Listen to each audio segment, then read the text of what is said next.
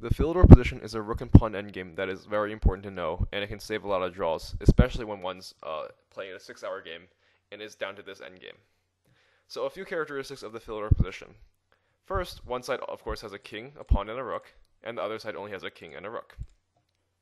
So here, in this position, the pawn is already across the middle, it's on the 5th rank, or in this case, our 4th rank, so their 5th rank.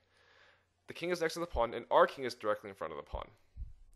Now, in this kind of position, there's one way to save a draw, and it's very simple.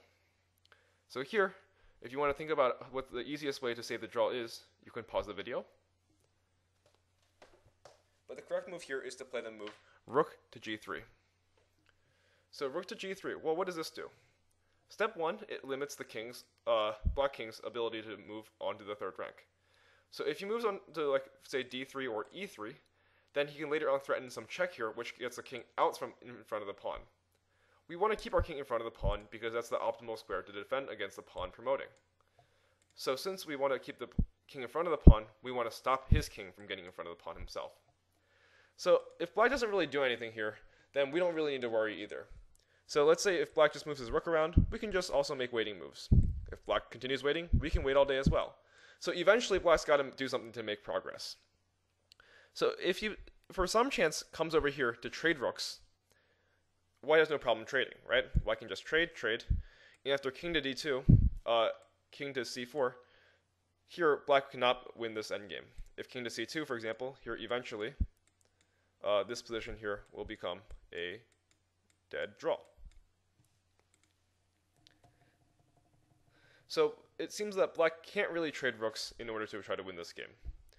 Now if black tries to get some checks, well, we just keep with our strategy, right? If he checks us, then we just continue and stay in front of the pawn. If he continues checking us, okay, cool. We don't mind a perpetual check, right? So as long as we keep our king in front of the pawn and keep our rook on the 3rd rank, we should be fine in this position. But if we go back, there's another question to ask. Now, what if black tries some other method of getting his king in front of the 6th rank? What if he tries to block the rook, maybe with something like d3 here? So if black plays the move d3, obviously he's creating a square over here on c3 for his king to go where it cannot be attacked by the rook.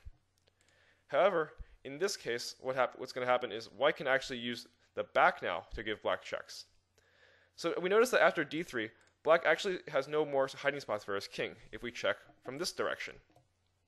Before, if we wanted to check from this direction, black could hide his king on the d3 square and be shielded by the d4 pawn.